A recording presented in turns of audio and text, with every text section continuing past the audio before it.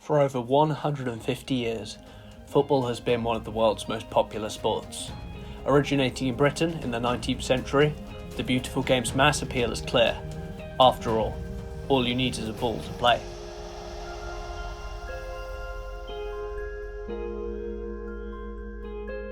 In this video, I will explore the history of the football and the vital role polymers have played in its development. To get everyone up to speed, I'll quickly explain the basics. A polymer, meaning many parts, is a molecule made of smaller molecules chained together.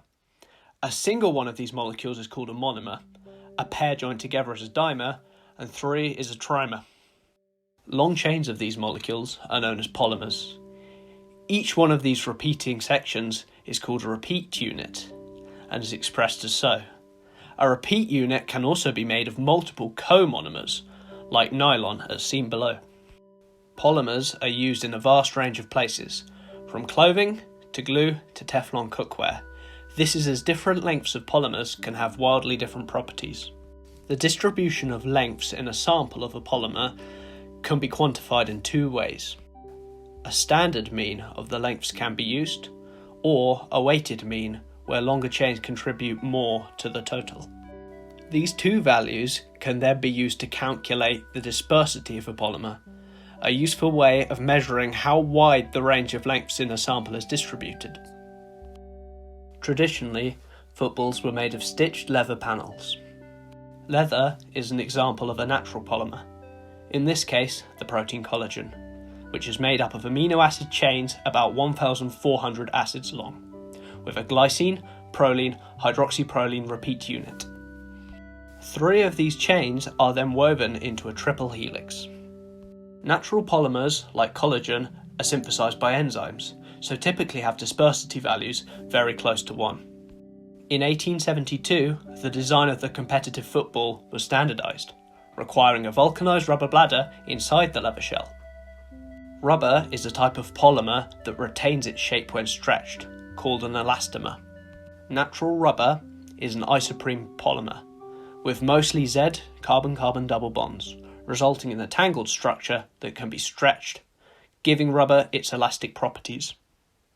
Rubber can then be mixed with sulfur, creating bridges between the polymers, further increasing elasticity.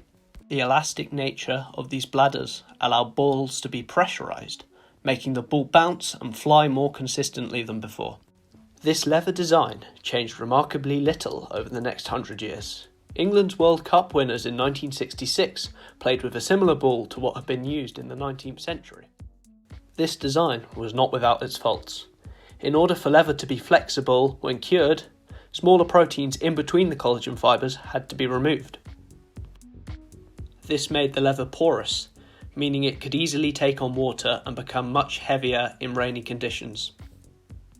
In the 1970s, leather balls began to be coated with synthetic polymers. The Adidas Telstar Duralast from 1974 was the first ball of this type to be used in official competition, giving us the now iconic black and white design.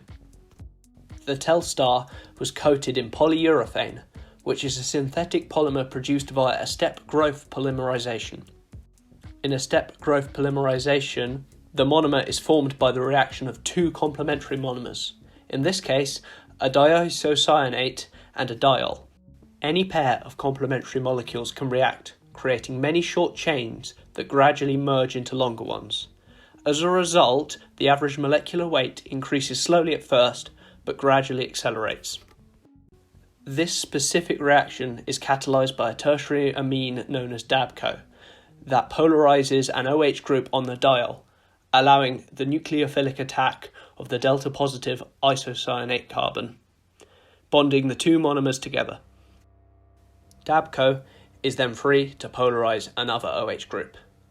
The polyurethane produced is waterproof, allowing the ball to stay light in rain, and also protects against scuffs.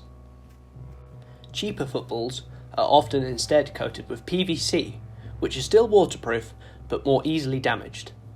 Unlike polyurethanes, PVC is produced by a chain growth.